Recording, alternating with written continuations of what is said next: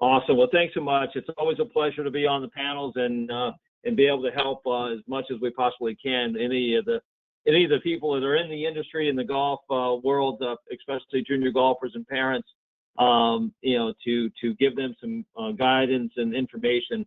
So the Junior Golf Hub, kind of a little bit of our story. So the Junior Golf Hub was founded on the idea that to help really the 99 percentile of junior players out there and parents going along the college pathway journey, if you will, to help navigate the ins and outs and the ups and downs of that journey. And as a PGA professional myself, I know at one point it was really difficult to find consistent information, or at least updated information on that journey as well. So as I started this, the whole idea was to make sure that parents got information on tournaments, where to go, how to register for tournaments, and then as it kind of clearly kind of clear to me and clear to them that okay, how do they help their kids get recognized? So the thing for us was to devise a platform that allowed junior players and their parents and college coaches to really connect and see explore programs, and then also coaches get to explore or find players that may fit the criteria they're looking for in a filter. And so far, it's done really well in the sense of we've had quite a few kids get exposed to schools that they may not have known it was out there, and coaches got exposed to players that they didn't know were out there. So we're really happy with where it's going and what we have to provide for juniors and parents and the college coaches and the PGA professionals out there that have a resource to be able to help get their constituents some information or guidance on that process.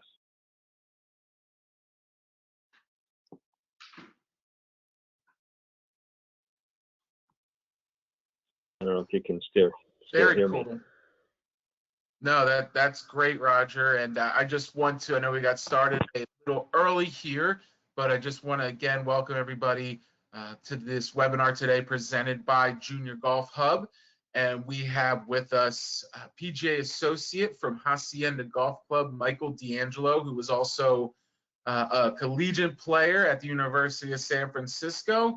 And we also have longtime PGA member Tom Sargent of Mesa Verde Golf Club, who in his many years of being one of the well-renowned teachers in our section has also been instrumental in growing Junior Golf Hub here in Southern California. And as you just heard from the founder of Junior Golf Hub, PGA member Roger Nick, going over everything Junior Golf Hub can do for you as you make that leap into playing collegiate golf. On that note, I am going to just remind everybody, if you have any questions, please ask those questions in the box in the bottom right of your screen, and they will be answered at the end of the webinar. And if you are a PGA member in attendance today, you will earn 1 MSR credit for being a part of that. So on that note, I'm going to pass it back to our PGA professionals and associates and let them introduce themselves and go from there. So we'll start here with Michael. And how are you doing today, Mike? Doing well. How about yourself? Doing great. And thank you again for being here. And I'll let you take control. Yeah, thanks for having me. Yeah, my name is Michael D'Angelo. I grew up in LA County, started playing golf at 5 or 6 years old, started tournaments about 10 or 11. Played pretty well in high school, and then ended up going to a JC for about 1.5 years. And then from there went on to play University of San Francisco.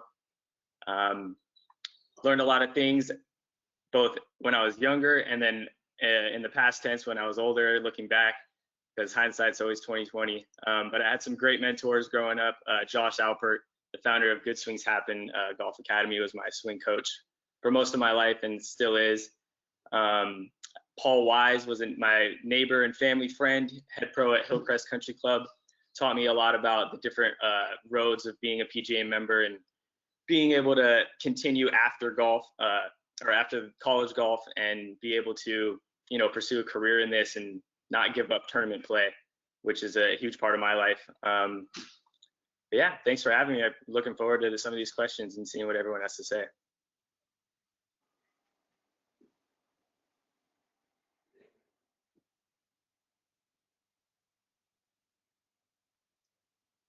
You want me to go, Dave?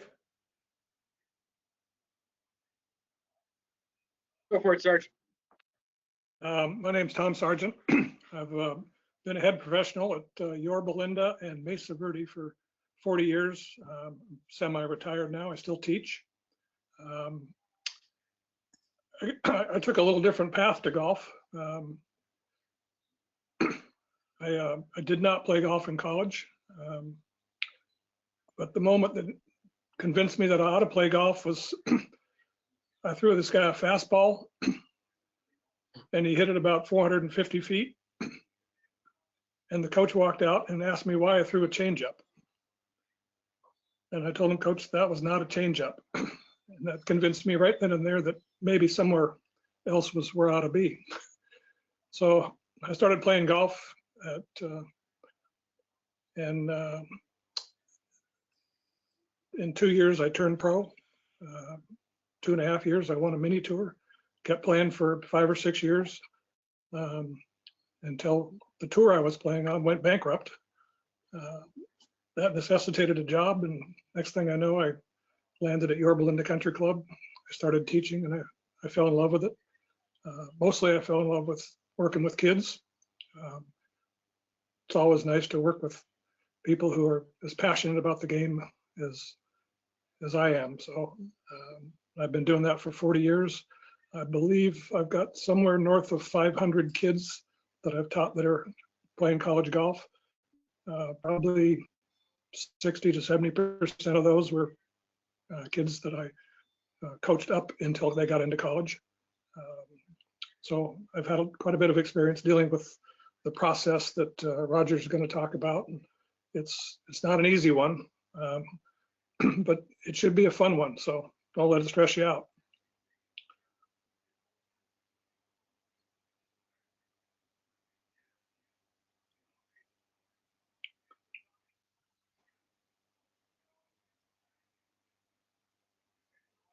Okay, we can move on to Roger Nick next. Oh, thanks, Dave. Tom, I feel you. I think we had a very similar background there. So I didn't play college golf either. Now in the PGA for nearly 25 years, and I came from a baseball background, and I was on the other side of that, which was somebody did throw me a changeup, and I thought it was a fastball, and I thought I was in the wrong place. I hear you. So I feel you. So very similar background, and that's really kind of what led me on this journey with golf. I mean, I love the game, I love the sport, but part of it was as I got more involved in it, and I love coaching, players. But when I got more involved in it, what I realized was that golfers weren't being trained as athletes; they were just being trained as golfers. And I thought, there had to be a better way to coach or teach an athlete, and help them, get more out of their skills, if you will, in golf. And so that was my pathway. I really started from, building a better athlete to play golf longer and hopefully stronger and faster and reach the highest heights. So again, Tom, very similar. I had a lot of success with juniors going on to play at the highest levels, and been very fortunate to have some, number one amateur in the world and some, wins on tours and different things like that. So a lot of fun there. But I think what I really enjoy the most is working with younger athletes and helping them understand, this movement literacy and, really good player development, which again leads me to the idea when we talk to parents about the idea of playing college golf or playing a sport at the higher level.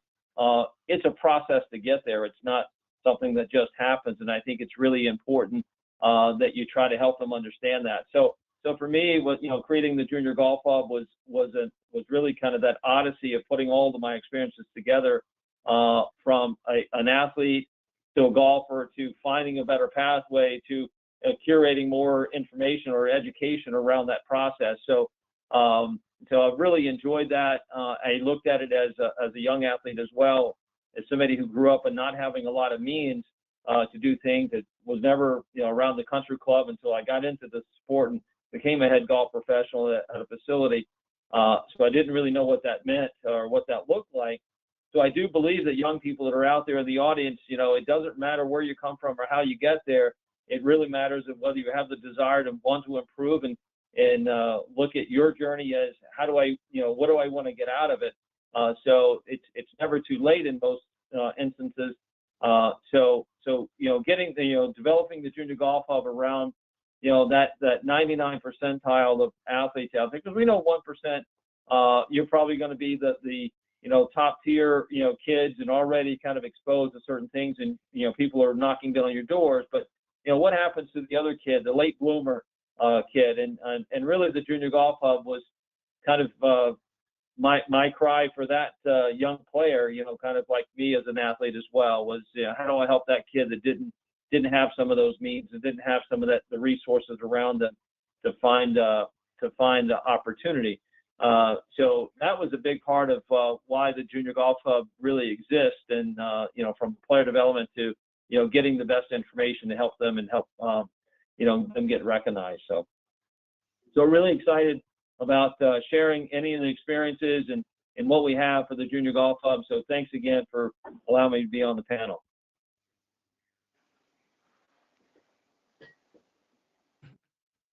Absolutely. We are very excited and glad to have you here. So, what we wanted to do today is, as you said, is just get your guys' background and story. And, I guess I'll go, Tom, to you first.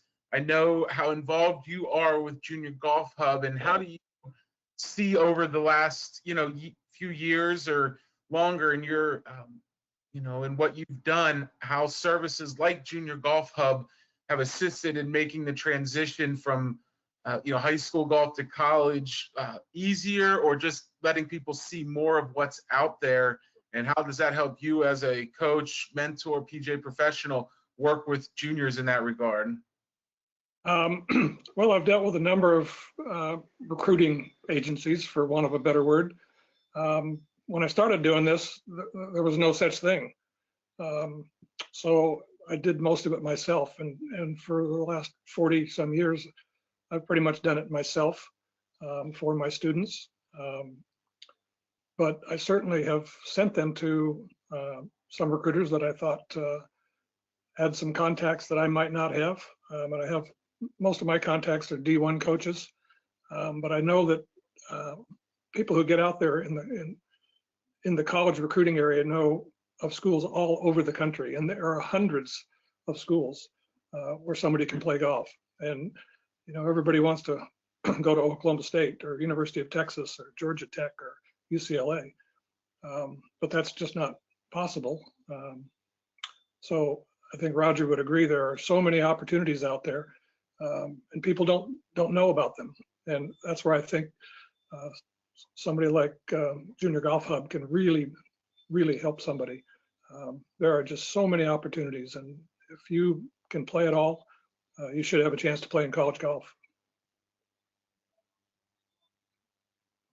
Absolutely. And Roger, on that note, I know having worked with you guys at Junior Golf Hub and what you can provide to our juniors is such a great tool. Can you just kind of go in depth a little bit more, maybe even give a hypothetical scenario of, say, a sophomore that's beginning the process, or freshman, and how Junior Golf Hub can make that easier for them and their family in moving on to the next step and everything that's out there for them? Yeah, absolutely. Kind of say, back to Tom. Yeah, I mean, hundreds and thousands of opportunities out there for young players that they just don't even know about. I mean, you've got 2,000 plus, schools that offer golf programs, or just under that. I mean, so there's so many opportunities out there, and we say parents only know, or most kids only know maybe the top 25 or the top 50, and the reality is that those spots are filled years before you probably even think about it. But so the reality is that I think as a junior golfer or junior in high school, we tell our players and on the Junior Golf Hub, we have a checklist. So there's a checklist there that they can find as they go into the Hub profile and go on there and go into basically the Essentials Guide, and you can click on, and you have a really thought out plan, kind of checklist of what should I be doing? Have I registered for the clearinghouse?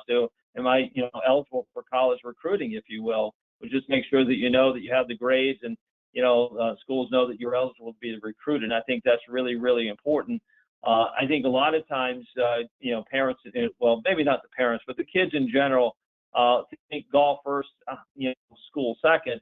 We've laid it out in a way that if you really kind of get yourself or ducks in a row when it comes to your education and searching for schools that you know where you are academically, it opens way more doors than just being good at golf. And I think because there could be two golfers out there that are very similar to your skill sets, but maybe they don't have the grades that you have, and therefore that coach might be a little leery of taking the other kid because they might not make the mustard, if you will, at the college level. So get the checklist, make sure you go through the checklist, make sure you're eligible, make sure you're doing everything possible when it comes to connecting and coordinating with coach, sending them your profile from the Junior Golf Hub, making sure that that's up to date and has all the information or the essential information about yourself and about your golf, prowess, and your basically your digital resume, which is, looks phenomenal, that you can send to a coach who can just click on and then start to look at what you've done. The other part of that is just making sure that you're keeping them aware of what your schedules are, where you're playing, what have you played in, what's your scores. And I think as you, go through that, and, if you go through the hub, you'll see all of those things are available to you. So it's a really comprehensive tool, for parents to look at, plenty of advice there in the Essentials Guide, to ask questions, when should you be sending something to coaches? Well, we definitely will tell you, start as early as you can to make a presence, make them aware that you actually have an interest of their school or the schools that you're very interested in. And I think, one of the things we hear, unfortunately, from coaches is that they get a lot of resumes and they get a lot of maybe letters that seem to be, kind of, chain letters that go to all of these different schools. Make it personal. Make sure that you make it personal to the coaches in that program. And if you're not really interested in going that program, don't waste your time or waste their time. I think it's really, really important for a recruit, especially if you're in your junior year and you're really trying to make a statement. Focus on the ones that you're really, think that you have a chance at in the sense of, academic fit, social fit, athletic fit, and go deep into that and not spread yourself so thin trying to, think that you don't really have a chance of playing at Stanford. Don't waste your time sending information to Stanford. Send it to, WestCon, Western Connecticut University that you can, you have a chance to go play at. And I think it's really, really important to do that. So the tool is all there. You can manage your tournament schedule. It's all, easy, to put in there. So for the junior to make sure that he's managing that and showing the coach that he knows how to, have good executive function, meaning he knows how to, clearly, follow a system or follow a plan that he doesn't have to worry about if he gets into college or gets to, a college program. No, that's great. And we're going to get to the questions here in just a few minutes. As a reminder to post all your questions. Our panelists will be real excited to answer them. And if it is for a specific person, just make sure to put their name at the beginning of it so we can have them answer. But before we get to the questions, Mike, I just wanted to kind of get your input. I know you went through your background and everything, and having gone through this relatively recently, is this a tool that you see as, something that you'll present to your students and it allows them to expand maybe their reach in where they want to play? As Roger mentioned, you can go from the West Coast, Stanford, or East Coast with Western Connecticut, things like that. Is this something that you see really as a great tool for your students moving forward in your PGA career? Oh yeah, absolutely. some of my students already use it. I coached high school golf for a couple years for a high school called Maricosta. Great team, one of the top in Southern California, and I know some of those players used it. The way it makes it so easy for coaches all around the nation to be able to find you. It's kind of like a social media, which older kids are already good at naturally. Yeah, I mean, having something like this growing up when I was in high school or younger would have been awesome because I had no idea what I was doing. It's part of the reason why I ended up going to a JC. My parents were obviously very supportive. They allowed me to play tournaments, but they don't play golf. They weren't able to help me in that route. I was just way behind on knowing how to contact coaches and get noticed, essentially. But yeah, this is an awesome program, and I already see it being used. It's pretty cool. Michael, how did you end up at University of San Francisco? Yeah, so it's a wild story. I got recruited by a couple of D2 schools and felt like I was a D1 player, which is not, I mean, looking back, not a good mindset. So that's why I ended up going to a JC. And I actually didn't even get recruited by University of San Francisco. I just really wanted to go there. So I transferred to that school, tried to get in contact with the coach for months, no response. I finally ended up printing out the mission statement of the school, which essentially said that everyone has equal opportunity for, being able to be involved in programs and sports and all that. And I just went to the coach's office and showed him that. And he ended up giving me a tryout and did well in the tryouts, got brought back for about 8 rounds of qualifying, essentially, which were tryouts. I had to beat out 5 or 6 guys out of the 10 and did that and ended up being able to be on the team and then later getting a scholarship, partial scholarship for that. But yeah, not the average route that you would want to take, but I learned a lot from it. And being able to coach high school, and now my good friend is the assistant coach of University of San Francisco. So I understand the recruiting process and what it takes. And something Roger said earlier about the grades is huge. If there's 2 players and their scoring average is only slightly different, one's better than the other, are always going to take the person with the better grade. So it's a huge focus definitely for juniors to, stay focused in school and keep at it. I think it's important for the kids to know that a coach and a school are making a significant investment in them. They're spending a lot of money on them, even if they're not providing a huge scholarship. They're still spending a lot of money on them. So they want to know that that person's going to be eligible, that he's just not a doorstop. He's got to be there and be able to participate and be able to play when he qualifies or she qualifies. Exactly.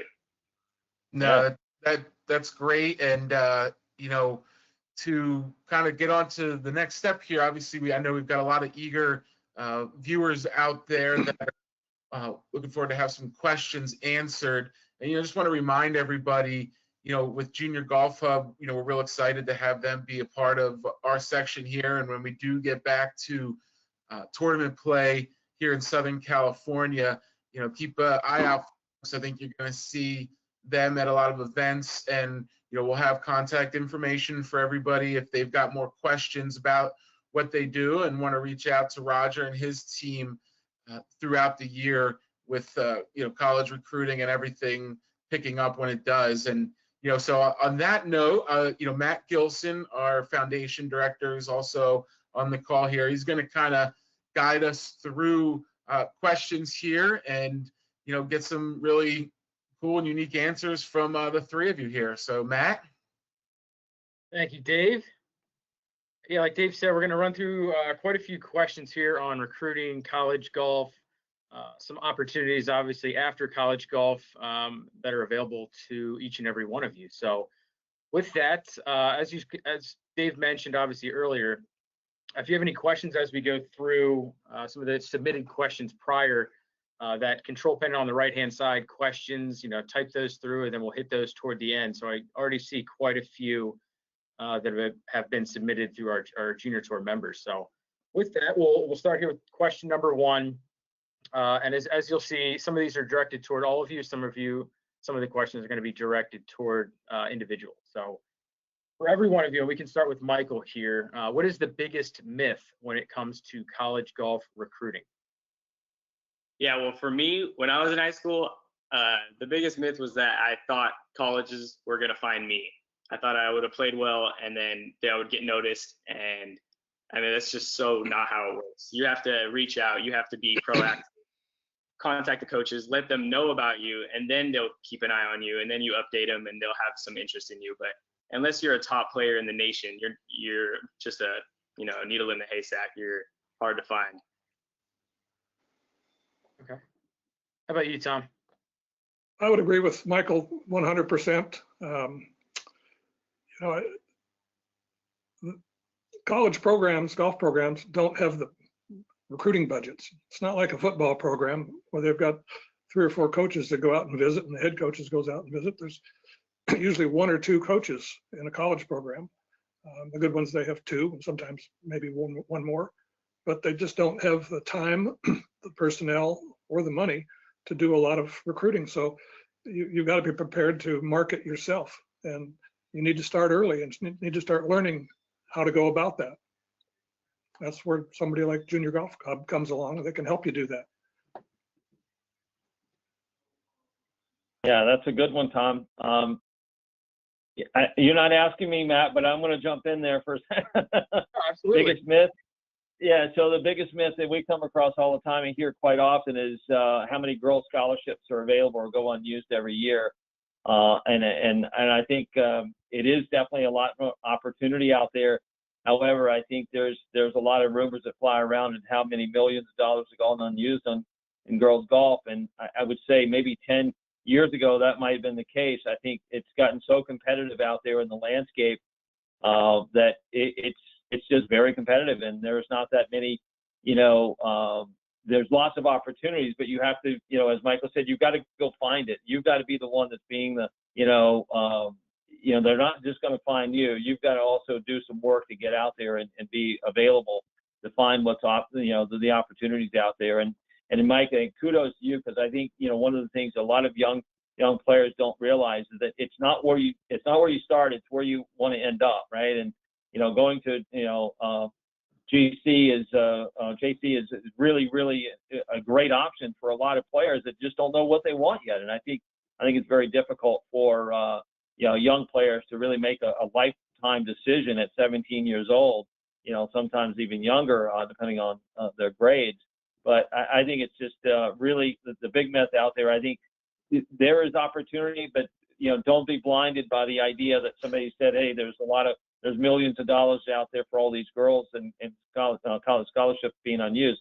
It's still competitive, and you need to still go out and find those opportunities. And it's out there, but you got to go find it. It's not just hanging on the tree to go pick it up, at your leisure. So yeah, Mike, I like how you led that off, but that's a big one.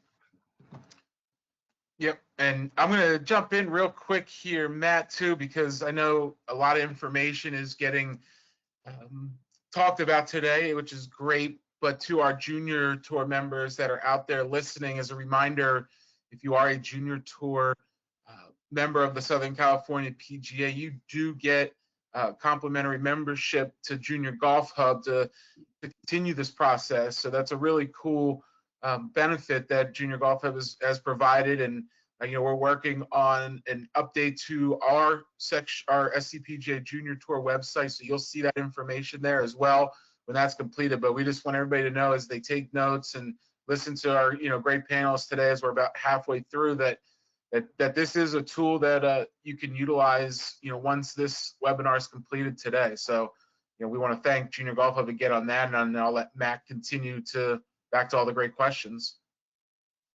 Thanks, Dave. We'll move on to the second one here, and we'll continue to go on down the line. We'll go Michael, Sarge to Roger.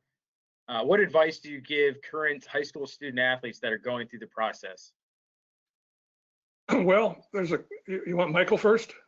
Yeah, we'll go with Michael to Sarge to Roger. My bad. Go ahead, Michael. Yeah, I think that you shouldn't just pick the school that has the best golf team quality-wise. I was stubborn in that fact. It ended up working out in a way that was good for me, but it doesn't always work like that, I know. It's so much better to go to a school where you're going to be able to play. You're still going to get better. You're going to be able to travel around the country and play different golf tournaments at a D2 school, just like a D1. Yeah, I think that the opportunity to play is the exciting part, and you're still a college athlete. Don't get stuck on those top teams and then miss out on the opportunity to play golf. I would agree with that. I think one of the things that's really important is that you need to keep an open mind because you don't know when you're going to walk into a campus and fall in love with it. Excuse me. There are so many good programs out there now. And on top of that, if you're looking to play after college, if you go down and look at the resumes of the tour players, they didn't all go to Oklahoma State. They didn't all go to Texas. Some of them didn't even go to college. Some of them went to junior colleges, but they come from all over. So just keep an open mind. So many of the students I've worked with being in Southern California, I ask them if they have a college in mind. It comes up with UCLA or a huge number, say Stanford. That's a tough get. Those are tough gets. And it's not easy. And it may not be the best place for you. And one of the things you want to do is go somewhere where you're going to get to play. You don't want to be there and be qualifying round fodder for the rest of the team. You want a chance to get out and play. So pick a school where you think you can play and keep your mind open. You'll never know when you're going to run into the perfect situation. That's some good advice. I like that. For a senior in high school looking to play that next year, very similar approach. In that fact, I think keeping an open mind and flexible. I think the number one thing that we tell a lot of our kids is just, you've got to, if you take golf out of the occasion or out of the equation, would you go to that school academically? And I think it's really, goes back to the importance of it has to be the right fit for you. And if it's not the right fit for you, then, you got to look, explore other options, whether it's a JC option or whether it's taking a gap year or, a post-grad year or whatever it may be, you got to explore those other options. And I think we get stuck in this idea that, I have to go to high school for 4 years and I go right on to college and I play and I do all of these great things. And that's just not the case. I mean, as Tom, you and I, especially on this board, we're, the oldest, we probably have a little different experiences there. So I think understanding that to these young people, I think it's a considerable, I think a relief sometimes that they know that there's other options versus if I didn't get recruited, I don't have a chance. So I think, for you seniors out there, take a deep breath, realize that it's there's options out there for you. And if it's not if it doesn't fit you, then, explore different options, and there's plenty of opportunities out there. Yeah, real quick, just running off that. And if you go to a JC, there's nothing wrong with that. You shouldn't feel bad. I was so bummed out of high school, and a lot of my friends were going to play college, and I decided to go play at a JC, but I got so much better in that year and a half. You play more golf than in high school. You're still around competitors. Yeah, no regrets in that manner. So don't be bummed about that if that happens. Especially if you're playing here in Southern California. Yeah, exactly. It's pretty, competition's pretty good. The other thing I'd add along this line is that I think is important is, I kind of break college choices into three categories when it comes to golfers. Why are you going to school? Is academics your primary concern? Is golf your primary concern? And is golf and academics your concern? And if you're going for high-level golf and high-level academics, there's a very few schools that are going to meet that criteria. There's maybe 7 or 8 of them across the country that have really, really high academics and play at a high level of golf. And then there are some players that are convinced that they're going to make a living playing golf. There's some schools that are a little easier academically, and golf takes a little more precedence maybe than academics. Probably not if you ask the professors at the school, but it may be the case. And then there's the players that love the game, want to play, but really want high academics. You know, you're talking some Ivy League schools. Golf is maybe not the biggest thing on the agenda, but they still have good golf teams, and you get to play golf. So there's a lot of choices out there, and you need to figure out what you want. Certainly. The popular, and I would even say common narrative these days is, you know, centers around obviously having to travel to different tournaments. Do you three feel that is true, false, and why? I think it's a little of both. I think they want to see that you're actively playing in a lot of golf tournaments. If you only travel around and only play 5 or 6, but you're traveling to different states, that's, I wouldn't say better than playing, you know, 20 or 30 in a year that are in your area. They understand that not everyone's financially capable of, you know, traveling all over the country to play golf. But yeah, it's a little of both. They want to see that you're playing a lot of tournaments and getting it exposed to different like competitive levels. I'd agree with you, Michael, again. I think it's both true and false. If you're really a good player, you need to go play against the best, because the top college programs want to see you compete against the kids you're going to compete against when they get to college. So that's important. However, not everybody has the luxury of being able to travel all over the country. It's a pretty expensive exercise. So playing locally will do you a lot. I think here in Southern California, that's the reason we have the Toyota Tour Cup. Just coincidentally, in the last 3 months, I've talked to 3 coaches from different places around the country, and every one of them follows the Toyota Tour Cup. And one of them said to me specifically, and he's at a pretty high level college as far as golf is concerned, said specifically that, you know, if you're finishing the top 5 or 10 in the Toyota Tour Cup, they know that you can probably play D1 golf. So that's what it was put in place for, and it's serving its purpose. So I'd encourage you to try to get to that level as fast as you can and get the experience. But just it kind of depends who you are. You know, if you're really a good player, they will find you.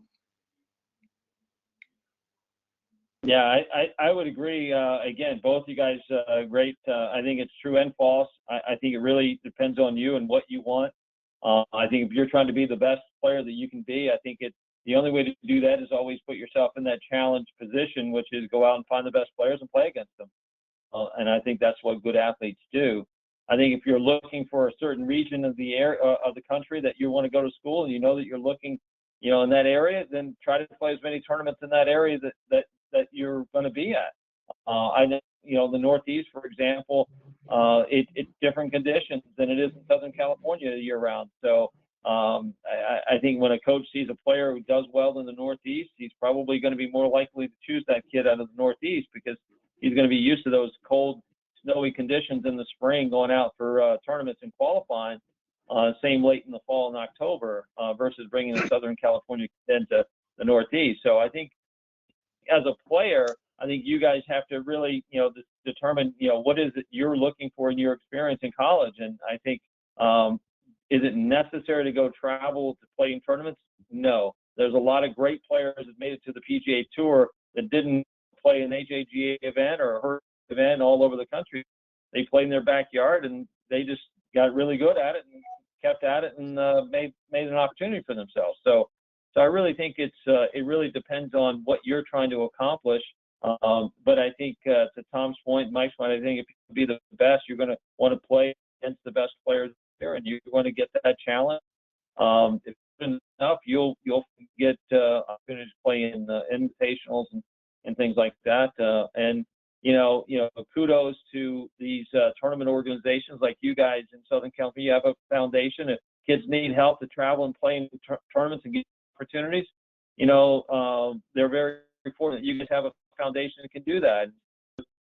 So the AJGA and the Hurricane Tour, you know, they all have, you know, opportunities to help these kids out. And you know, I know that was one of the things we created with the foundation, and giving young people a chance as well, just to make sure that kids who are less fortunate don't get out from that. So, but I think that's true. I think it's true and false, but I think it really boils down to why travel if you want to stay at home. You know, there's another factor when it comes to picking colleges, I encourage a lot of kids to look up in the Midwest, the North, and the East, and they all kind of turn up their nose because they think it snows up there.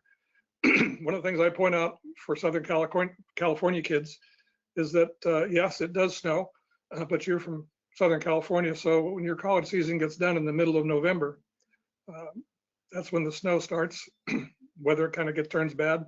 I says, but in another 3 weeks or so, you're coming home and you're going to spend a month at home. You'll be able to practice and play. You're not going to go back until January, maybe the middle of January, even February in some cases. So you're going to get a month around here working on your game. Well, the person who came from Minnesota is going to go back to Minnesota. He's going to ice fish. So, you're going to come home and get to play golf at wherever you play golf in Southern California. Then when you go back, your game will be ready. And the first couple of tournaments you play, they're probably going to fly to Texas or Florida or go somewhere else, travel around.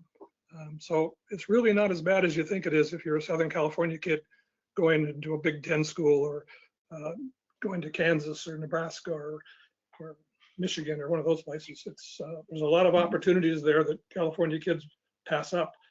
And believe me, in my experience, coaches are looking for kids from California because, like I always say, you take your 10 best kids and I'll get my second best 10 kids out of Southern California. We'll play. I like that. The way I feel.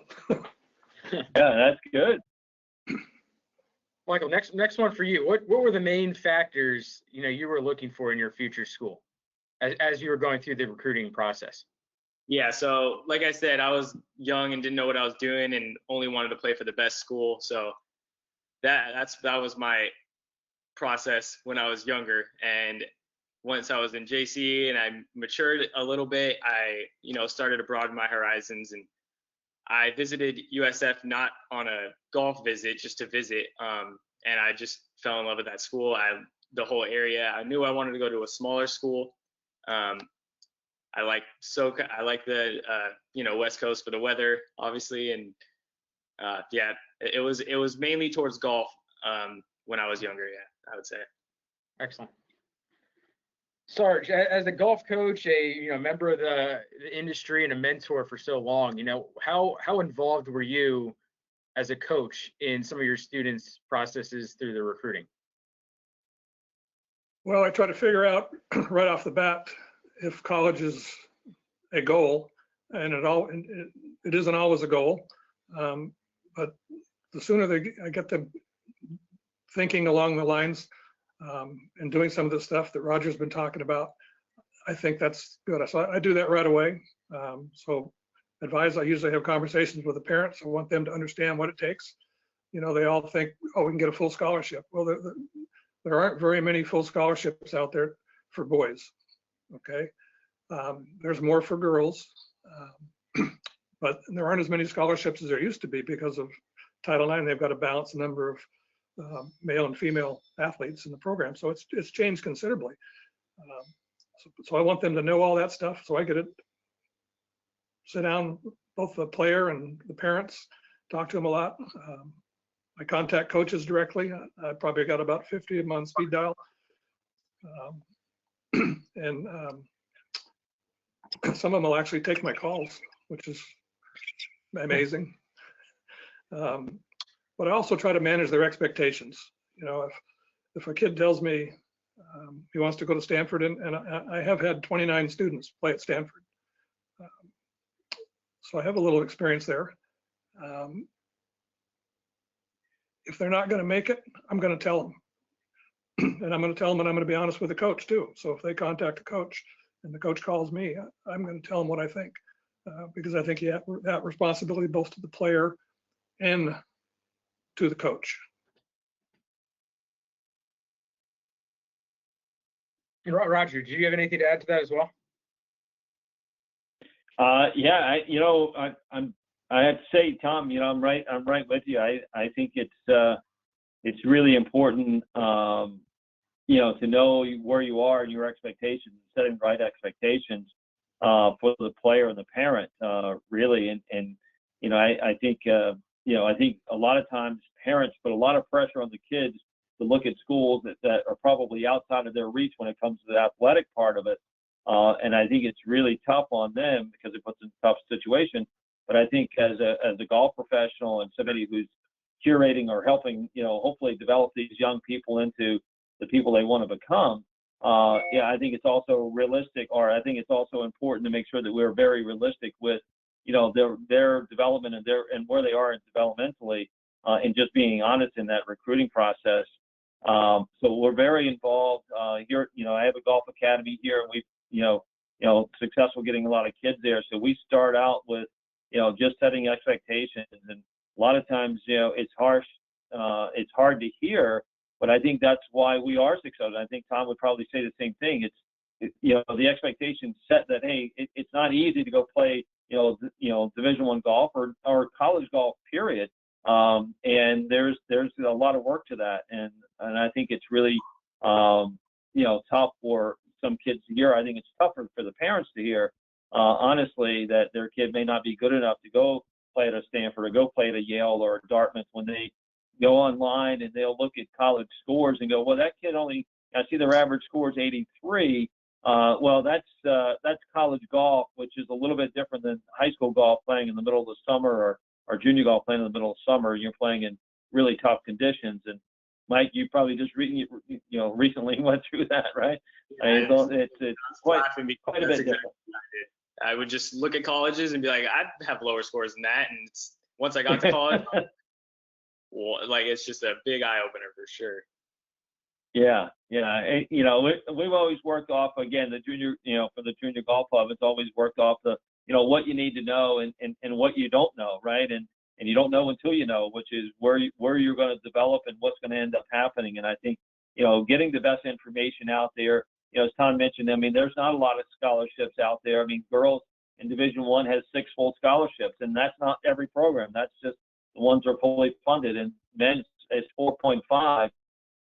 And, that's not a lot of money when you're talking about what it costs to have a kid on campus and what you go through. And you've got to split that up with the best players that are coming out. And, so it's pretty difficult to manage that. But I think managing those expectations, it is why we created the hub. All of that information is in there in the Essentials Guide for a parent or a coach or even a player to go through and read and say, what should I do to prepare for that and understand that. So, but it's difficult when you're delivering some tough news, but hopefully those who really have the, grit or, internal fortitude to step up, they'll find their way and hopefully, not trying to give answers here, but really trying to help them find their way. And I think that's a really good way to go about it.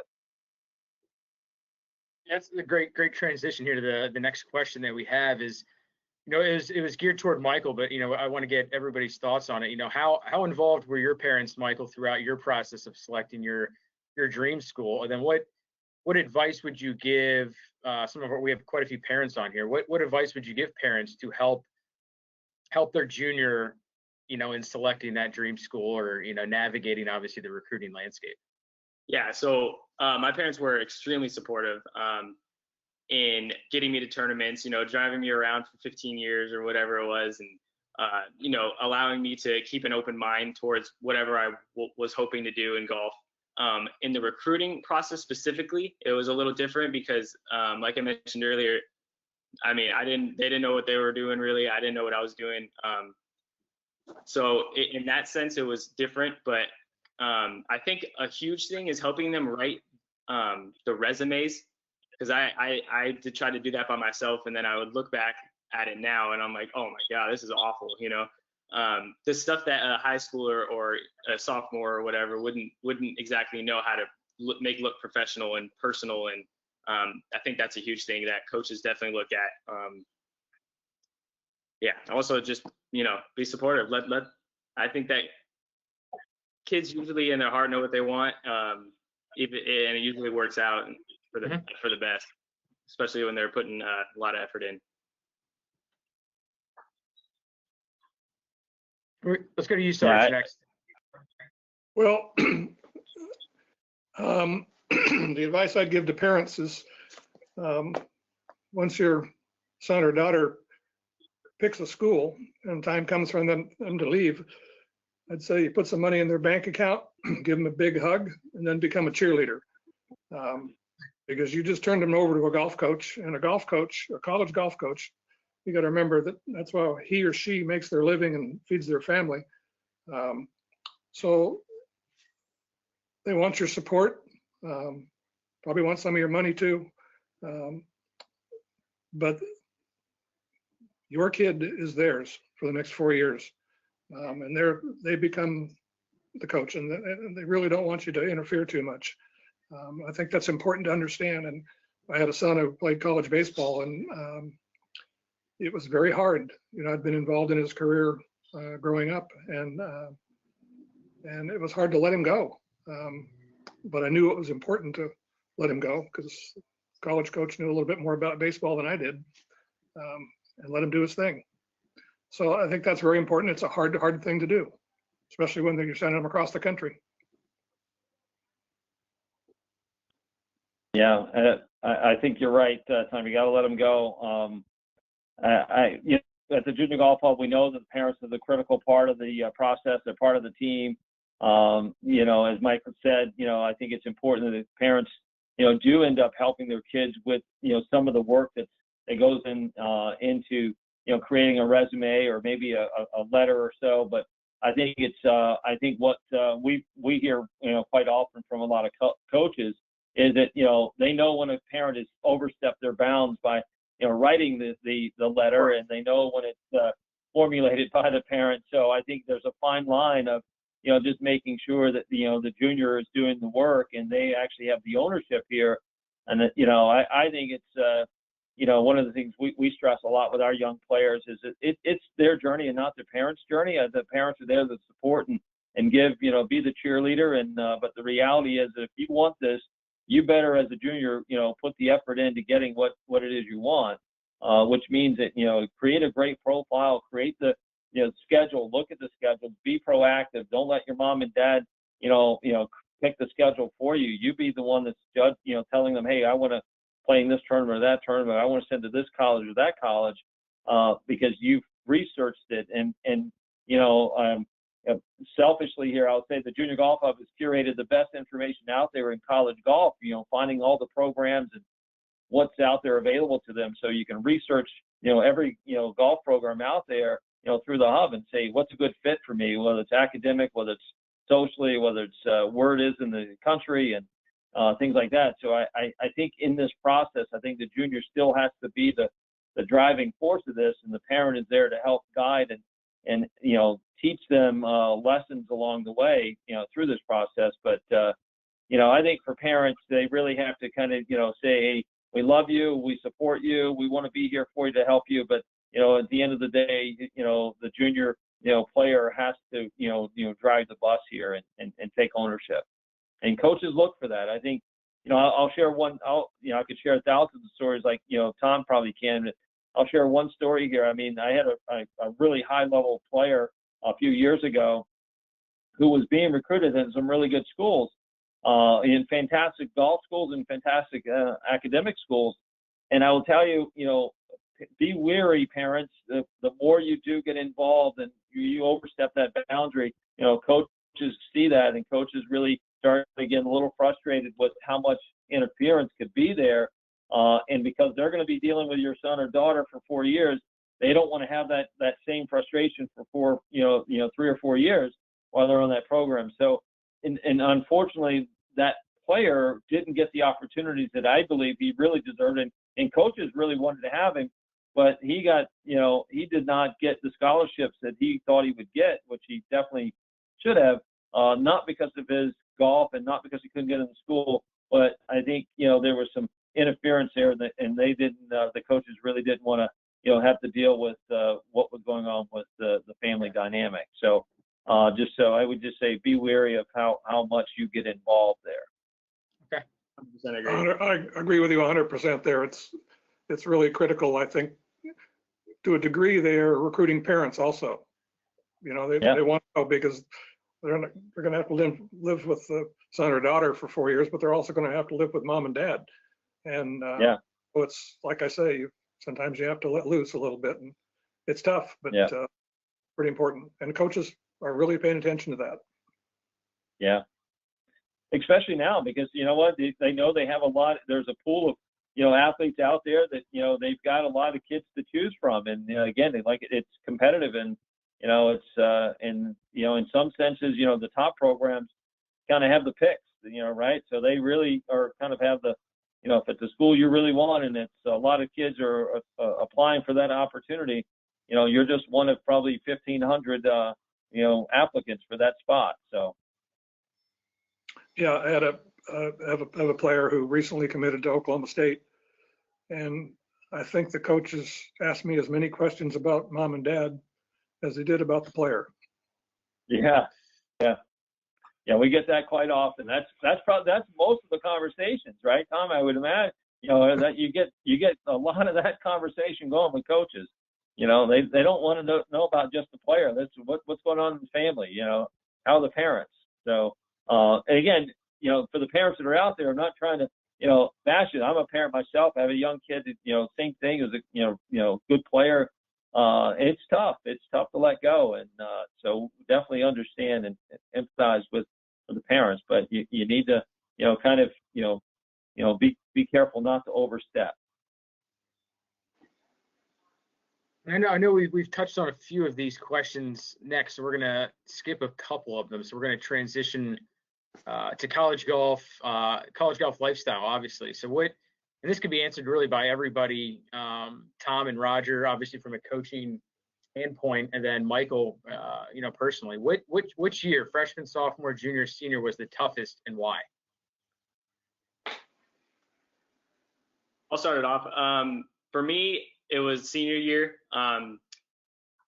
I was able to play the most golf, which means I had to manage my time as best as I could. And then graduating was, I was a psychology major, which means we had 20, 30 page papers pretty constantly. And the mixture of balancing school and golf was insanely difficult, but it also taught me a lot, and I'm appreciative of it.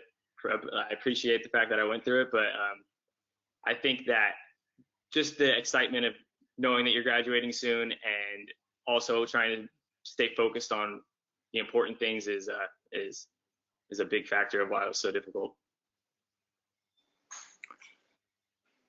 I'd have to, from my perspective, I'd have to say what I see the most difficult year is the freshman year, simply because the transition is so different, and the change from a high school or junior sport to a college sport is very significant, no matter what the sport is. You've gone from being a large pool to 10% or smaller pool, so the level of competition is extremely tough. You go in with expectations. A significant number of players end up redshirting or don't get to play or play very little. So you have to get used to that. I think you also have the factor that you're going to be homesick. I usually counsel the parents. I said, find a way to get that kid on a plane or drive home somewhere after about the first month, because he really needs mom's cooking, and he probably needs her to wash his underwear too. So it's important just to get them home. If they do that, you'll see them at Thanksgiving, and after that, they're not going to want to come home anymore. So. But I think the freshman year is tough. You've got to learn to manage your time, and I encourage my players to start learning to manage their time their senior year. I think it's really important. And the other thing is I start telling them that they better get on their short game, because golf is different. Players at that level are a lot better. Yeah, I would agree with that, and I would say that's probably the big transitional year for most players, is going from high school to college golf, and making it, seeing the differences of how different the athletes are prepared going into that. So Tom, you mentioned you played college baseball, and I played college baseball, and it's different when you go there, and these athletes coming from all over the country, and you see that maybe they did some things different than you. And I think from a player development standpoint, one of the things that we hear quite a bit from our coaches, and is hey, they have a routine. They go through the physical aspect of it. They get in the gym, they work out, they want their players to be ready to play, tournaments, 36 in a day, 54 in 2 days, and, under, stressful conditions, having the papers due, all of those things that, just get piled on. I think, the better you're prepared for that, I think, the easier the transition. It still will be a transition, just because the competition is just, greater. But I think, one of the things we talk about, or we've had it with, for college coaches, is see, what players are out there on the hub, what, percentage of players are actually, marking and letting coaches know that they're actually engaged in a player development program or a process. Do you know where you are physically, mentally, coaching wise? Are you doing those things from a player development standpoint, which is really, really important, because when you go to that next level, the coach isn't, he's not going to hold your hand and go, hey, you got to get in the gym at 5:30 a.m. because that's the only time we have gym, that's the only time we have the weight room because the football team or whatever it may be.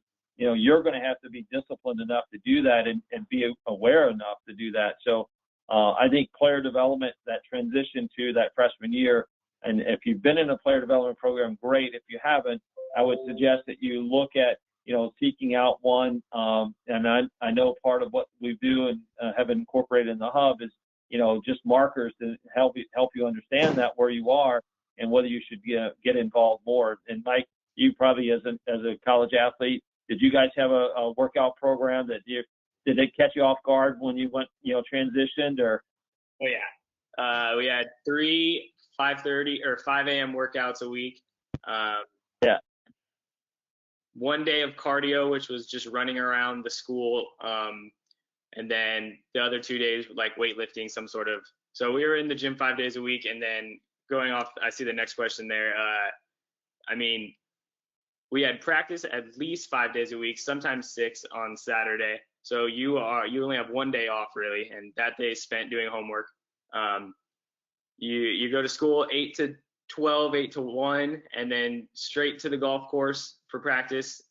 For us, before daylight saving starts, it's till the sun sets, and then after it's till 6 or 7 or whatever. And it's a lot. It's nonstop, and you have to have that self-discipline, and like you said, time management. It taught me so much. I'm very grateful for it. It's crazy at first, and you feel like you can't handle it, and you get anxiety, but you usually learn how to do it, and you get the hang of it. It's just a habit. It becomes a habit after a while. It starts out crazy, and then it feels normal. And I miss it now, to be honest. I wish someone was waking me up at 5:30 to get in the gym. Give me your number, Michael. I'll call you. Yeah. I think people don't realize, but it's about a full-time job and a half to go to college and play a sport. Yeah, would agree. I mean, as you were saying earlier, Tom, I mean, and a lot of these young athletes and parents are looking at going to, a high, we call it the 10s, right? So you're looking for a 10 in academics, you're looking for a 10 in athletics, and, that kind of rigor on both sides of it is just extremely stressful and extremely difficult, and it's very limited out there. And I think, that you also have to find that balance in that. So I think that's very, very difficult. Yeah, you have to divide your time. For the next question a little bit is what would you say is the main reason why some student athletes thrive, and then why some maybe struggle once they do transition from the junior tour environment to a team college golf environment?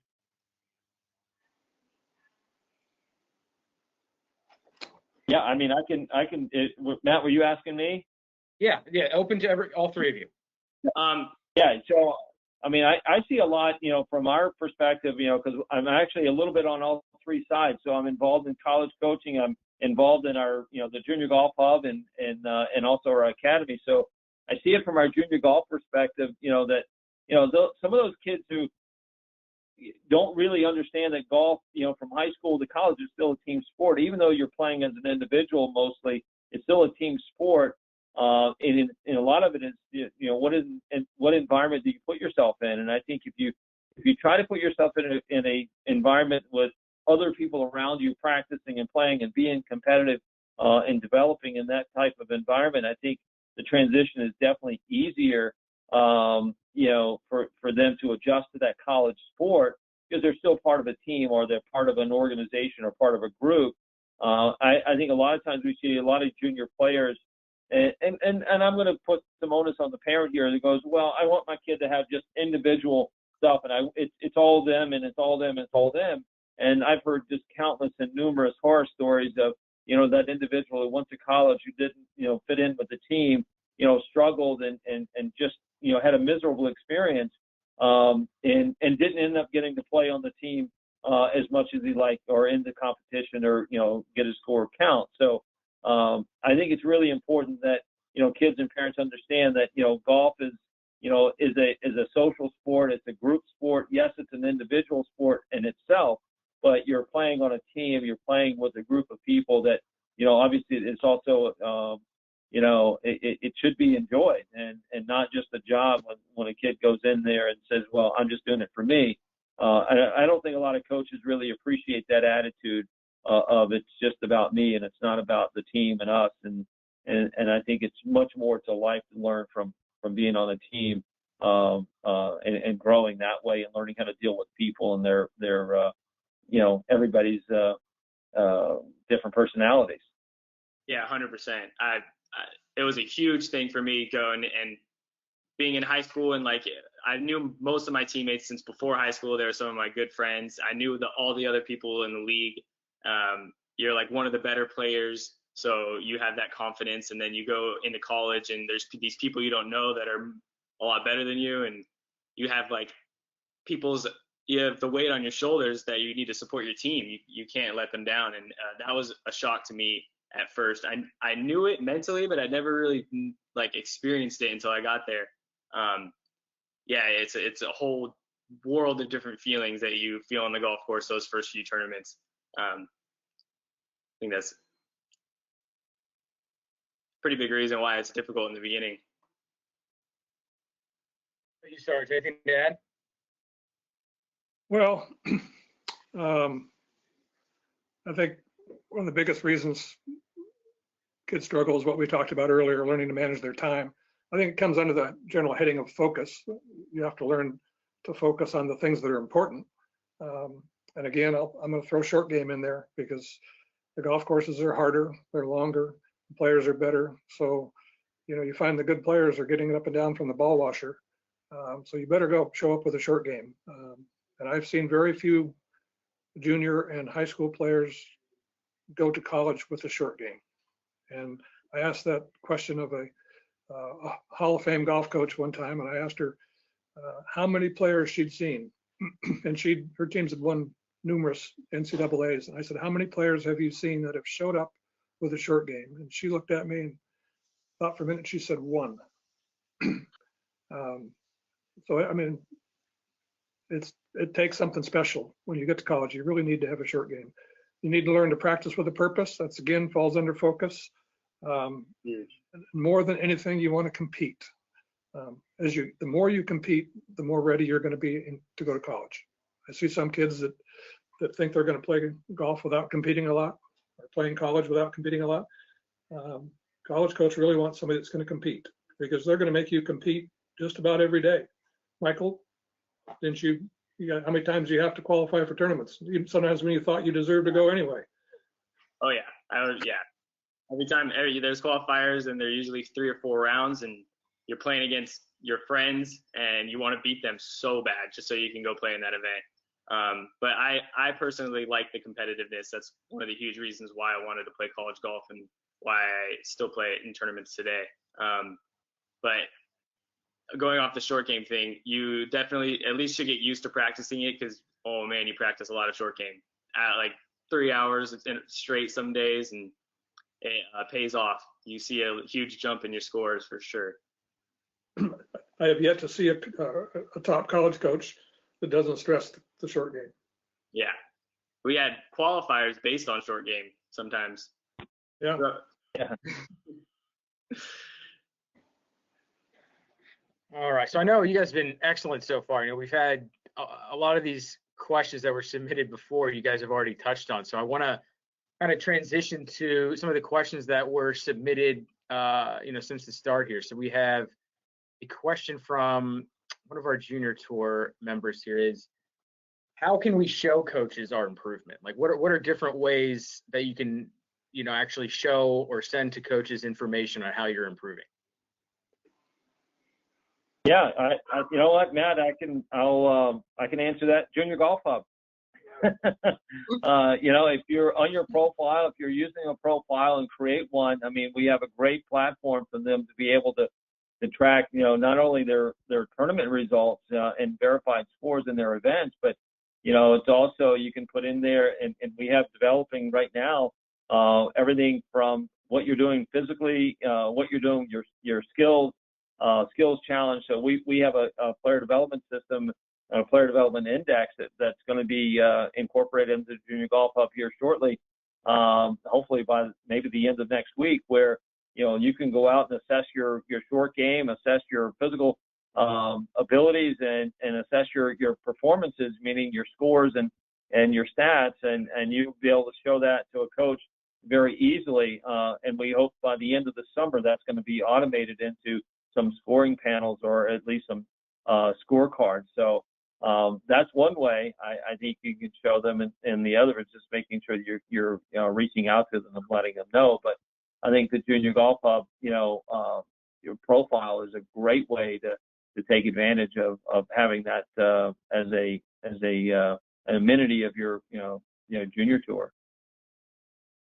Yeah, I think going off that is, once you've already made contact with coaches and you are updating with your scores and your tournaments and everything, don't just send them a score set like 71 came in 10th.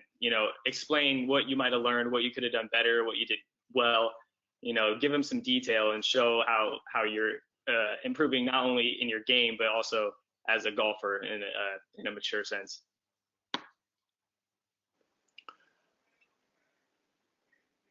I think just your tournament scores are going to say an awful lot, but I've also sent before and after videos of players, and coaches can actually witness the improvement.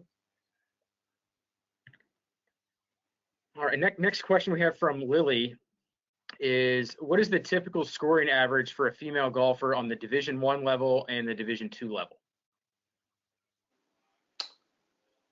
Well, the Division I, there's a wide range.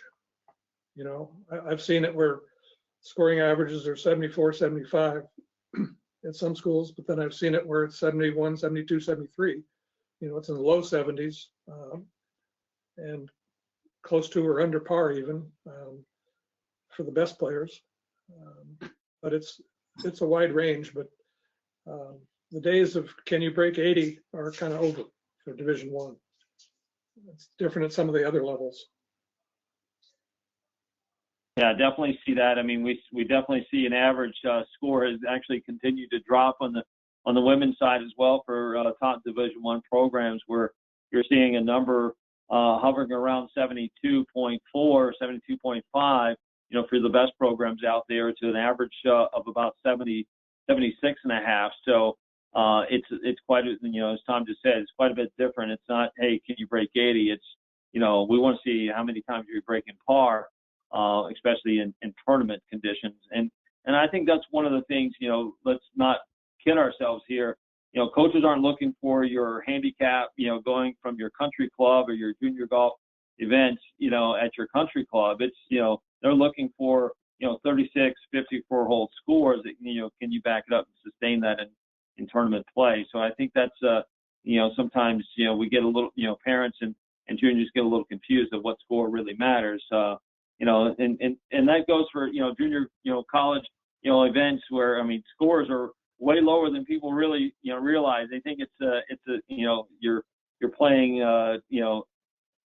like 85. That's not the case at all. That's, or Division III schools. You're talking about an average of about 77 for men in Division III, and it's, a little over about 80 right now for, girls in Division III. So it's not, it's not this, tee it up and you got a spot these days. Next question let's see, it's from Ed. How early should he start looking into as a parent? How early should he be looking into this? He has an 11-year-old, has a lot of tournament experience since they've been 7. So how early or how late, should they really start looking into, what college they want to go to, starting to contact some of the local coaches or maybe their dream school? I mean, I can start with that. I mean, I would say 11 is probably a little early, but I would say it's not too early to say if you have an interest of a school or interest of just an alma mater that your parents went to and you like to look up schools, or you follow a team sport, Alabama football or whatever it may be. I think it's never too early to kind of just explore and learn something about things. However, I think it's way too early for a young athlete to start thinking about whether he's going to play college golf or college sports for that matter. And I know there's a lot of conversation out there about, coaches looking at 7th, 6th, and 7th graders, and if they're winning these junior tours and this and that. I think it's they're going to be destined for greatness in top D1 programs. I think that's the anomaly. I think yes, there are a lot of great players out there, a lot of very good junior golfers out there that develop at different times. And I think if you're interested in playing, you're already on that track of thinking that you might want to play college golf. I mean, by all means, go look and explore and just find out what's being offered out there. I think transitioning into that sophomore freshman sophomore year, you definitely should have your list together and creating that checklist. Like I said, we have the college checklist on the hub, and have parents taking a look at that. What should you be doing? I think 8th grade, probably as the youngest, I would say that you should be really starting to go, I'm going to play college golf. I mean, I think you want to do that, but I think as far as thinking that college coaches are, going to be serious about recruiting, I think those days are a little bit, I don't want to say behind us, but I think those are few and far between. I think you just really got to do the work and put yourself out there and seek out opportunities that you might like versus college is finding you at 7th or 8th grade. I'd agree with Roger. That's about the age, 8th grade, 7th, 8th grade, 9th grade, when kids start to make choices. My question to the asker of the question would be, is that your 11-year-old playing other sports? Because I really think it's a good idea to play other sports. It's great developmentally. If they play another sport, it's probably going to be a team sport, which will prepare them for college golf. Not only that, it balances their physical development, that sort of stuff. Coaches like athletes. They really like athletes. Next question we heard from Jai here is it true that you have to be in the top 500 in the rankings on Junior Golf Scoreboard to get a scholarship? I wasn't. No. No. Yeah, it's actually that's a great question though, because we do get that from the hub perspective, and we get that a lot. It's like, well, I don't have a chance if I'm not in the top 500 to get scholarship. I can tell you right now, I've had multiple athletes get scholarship money. Is it a full ride? No. Is it scholarship money for participation in athletic sport? Yes. I think again, there's more money out there academically than there is from an athletic standpoint. So get good grades is your best bet of getting the best scholarship possible. And I think that's the number one thing. Number two is be good. And you'll find the right spot, and there's scholarship money out there. I mean, like you said, we've had multiple athletes. I've had a kid get a Division I, full ride for, basically 4 years, who was not even in the top. I think he may have just squeaked in the top 1,500. And it was because he did all the work of creating a relationship with the coach, sending him all of his information, letting him know what he was doing. He was a really good athlete. He played team sports. He loved golf, but he also talked about loving golf. He did the things around it. He knew the history of the game. He knew the rules. He had a great attitude on the golf course when he played. So it's much, again, part of the reason we created the hub was, for these kids that aren't in the top 500, to let them, let coaches see the other parts of who they are, and why it's available to them, and why this could happen for them, is because coaches aren't just looking for just a score. Score is only a part of the equation. If you're a good kid, you've got a good attitude, you've got good work ethic, obviously good grades, and they look for all of those other things around just whether you're ranked in the top 500. Next question here is, I believe this is really, it's geared toward Roger as well, is what have you seen, or what potential impact from this pandemic we're all experiencing now? What potential impact do you see on golf recruitment, especially in the class of 2021? Wow, I mean, that's a good one. It's a hot topic for sure. We hear a lot about it. We've talked to multiple coaches about it. The biggest thing is that you're not going to find a lot of coaches are going to be traveling. Just the budgets aren't there. Obviously the tournaments are way down. Schools are locking down this travel period for schools, or traveling for coaches. So I think it's going to be a different kind of recruiting for a lot of these kids. And I think, again, back to not being self-serving here, but making sure that you put yourself in front of the coaches as much as possible in different ways. Tom mentioned video. Put your video and go out there and play golf, and put some video on your hub profile, making sure that they know that you're doing other things, that you're developing outside of just playing golf. I mean, it's so I think from a recruiting standpoint, coaches, it's a little bit all over the place, in the sense of they don't know what's happening. They don't know with the extended eligibility how many kids are coming back. I mean, if I were to say anything to a lot of young players and parents out there, this might be your best option to either go JC, or look at a gap year and let this thing kind of wiggle its way out, so that you actually get another year of development, or maybe go on and get some playing experiences, and get some college golf tournaments under your belt at a JC, and making the most of that, and then launching to a school that you want to be launching to. So I think there's opportunity here on both sides of the fence. There might be players that are willing to make a choice right away for coaches that are looking, that may have those gaps, but I also think there's a lot of opportunity for juniors out there to make the best of this situation, just because coaches aren't traveling.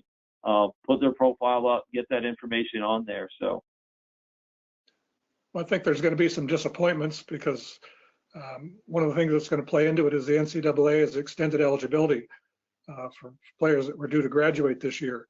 So some of those players, I mean, a lot of them are going to graduate and say, hey, I got to get on with my life. So those spots will open up. But there's going to be some who really like to play golf, and all of a sudden they've got an extra year. So some of those scholarships may not be available.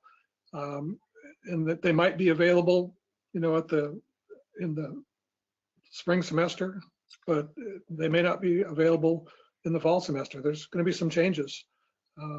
Hopefully it's not too great, but there's definitely going to be some changes in that regard. Mm-hmm. Yeah, definitely. How soon should or can a student sign to play college golf? What's typically the time frame that everyone's signing? The early signing period is in November, and then there's another one in February. And there's one in April, but they can usually sign, and that may have changed because of COVID-19, but they can usually sign all the way up to the end of July. So just because you don't get into early signing periods, it's, there's still opportunities out there, because players turn pro, players decide to give up the game. They get injured. There's all kinds of things, and all of a sudden the coach needs a player. You got it. Next question here is for Sarge. As you develop a relationship with your students and help them manage expectations, how involved are you on their academic side? As Michael alluded a little bit earlier, is when they have two similar players in terms of their scoring averages or their finishes in events, most of the time you said the coaches are going to be leaning toward the better student. So, Sarge, what kind of relationship do you have, obviously, with your student and maybe their parents on the academic side? That's one of the first things I ask them is what their GPA is. And then I usually check it every semester. And if things aren't going as well as they should be, I usually tell them some of the horror stories I have, some of my students that didn't pay attention to that. Sometimes that has an effect. But I've had some kids that have had pretty big scholarships that didn't get to play a lot because they spent too much time or not enough time paying attention to their academics. So I push it quite a bit.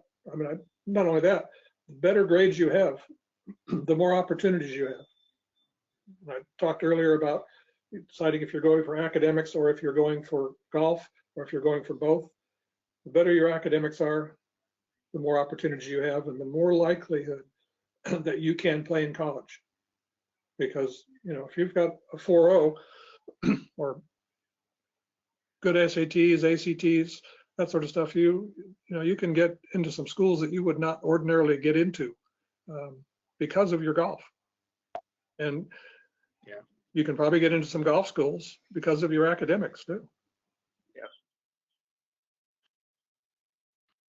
Next question here is from Jason. What specifically does 4.5 scholarships mean on the men's golf side? Well, that's typically what I would say. Typically, it's really the max that a D1 men's program would have, and that's if they're fully funded. So not all Division I programs have 4.5 scholarships. What that means is that those 4.5, if you've got a team of 10 players or 8 players or 12 players, depending on what their coach restrictions are or his goal is with the team, you've got 4.5 scholarships to either fund those 12 or his starting 5 or his travel team, whatever it is. So he's got to split that up among whatever he has on his roster. So there's a lot of teams that have gone down. Budgetary reasons have gone down to only carrying a 7 or 8 on the roster, but that's the 4.5 scholarships are not every D1 program has them. Obviously, Ivy schools do not have scholarships, sport athletic scholarships, but it's just what is available for a fully funded program. Yeah, and most of the kids aren't getting full rides, at least at USF. They split it up in dramatic ways. We had 9 or 10 people the whole time I was there, and I think only one had a full ride, and the others were split up. Maybe 2 people had full ride, but yeah, it's 25% there, 50% there, that type of thing. Right.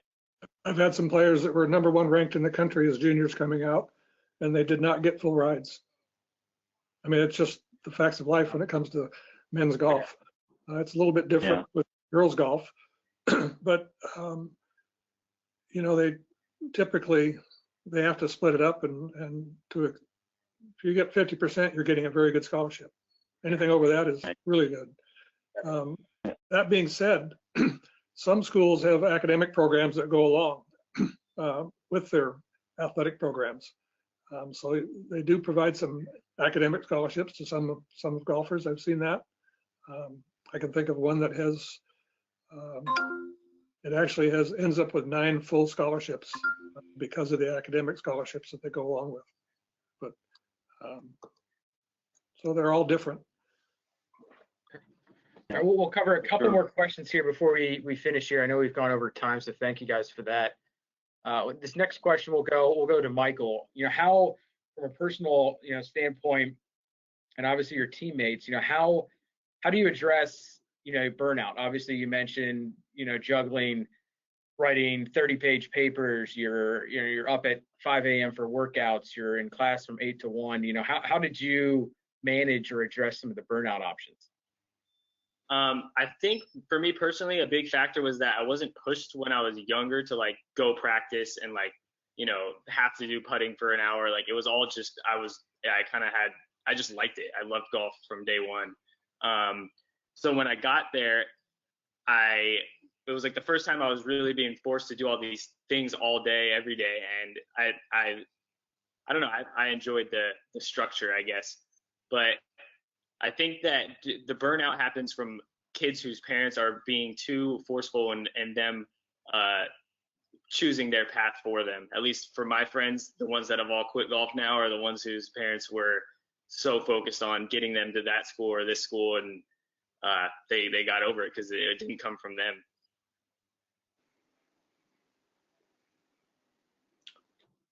Okay, let's see. Your next question was from Angie. It sounded like she's just started playing. So she said, "What if you're just started playing golf as a sophomore in high school? What does she need to do?" I mean, we had high school. Sorry. Go ahead.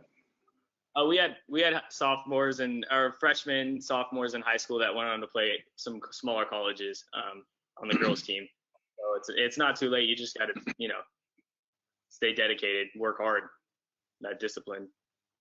Well, Yeah. if you look, I'm saying the same thing. We had, I've had kids who started to pick up the game. They were recreational players, but then wanted to, transition from another sport into golf. I would say, big question for her would be is has she played other sports? Because I think that definitely helps, with the skill development or acquisition aspect of this. But I've had, very like what Mike just said. I mean, I've had kids that came in and was on this pathway to play or want to play college golf. They put in a lot of time, a lot of hours, and played a lot of golf. And so you're going to have to, obviously, play a lot to get there and develop. But then you can also plan for a gap year, or you can plan for a PG year or different things and go that route.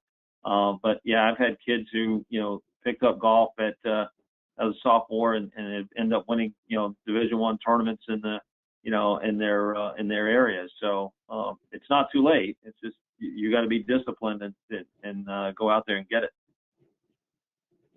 well, the picture you put up on the website is of myself, or on the webinar. It's a picture of myself and a young lady who started in her freshman year. She wasn't very good. Matter of fact, I like to say that her swing had more planes than O'Hare Airport.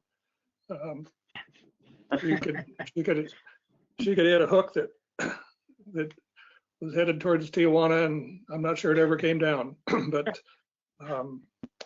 she worked on her game tirelessly, worked very hard, played pretty well in high school in her senior year. Not good enough to get a scholarship, but she went as a preferred walk-on to a school. Coach didn't give her much of a chance, and I think she was recruited at that school because the coach really wanted her best friend, who was a year behind her. Best friend ended up going to Texas, but she left that school and went to another, sat out a year, and then became all-conference player 3 years in a row.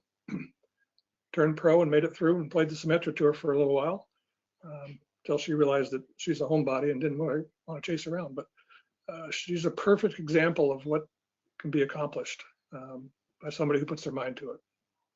That goes for phenomenal boys success too. story. Definitely goes for boys too. One of my best friends didn't even touch a club till freshman year in high school and just worked so hard. Went to a JC for 2 years, and while he was at the JC, got a job at a golf course, so he didn't have to pay for range balls, and just every day was grinding. And now he plays for Cal State East Bay, Division II school. Still awesome though. Those are great stories.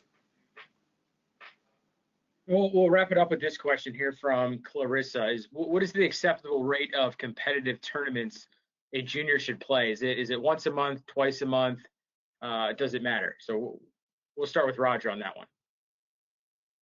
Yeah, I think it just depends on why the kid's playing in competitive events. If he just likes playing and competing, it's like playing Little League baseball or Little League football or whatever sport. I mean, go out and play and enjoy it. I think if there's a means to an end, to try to play tournaments just for college, I think that's a little different. I mean, I think, you want to be ready and prepare for events that you want to go out and play in. I would say you want to tier it up. So what we do is what we say is level 1, level 2, level 3 events, based on your development. And we, part of our development pathway is, preparing them to play because again, kids like competition, they like challenges. So we want to challenge them. So I think it really just depends on why they're playing the event. So you're a younger player, and I would say maybe younger than 10 or 11, maybe once a month or twice a month. But again, I would say it depends on why they're playing. If it's a real serious competitive player, I think you've got to be prepared to play your best in those events, and spreading out events, and it could be up 18 to 20 events depending on the schedule, the qualifiers that he might be in. So I think it's or he or she might be in.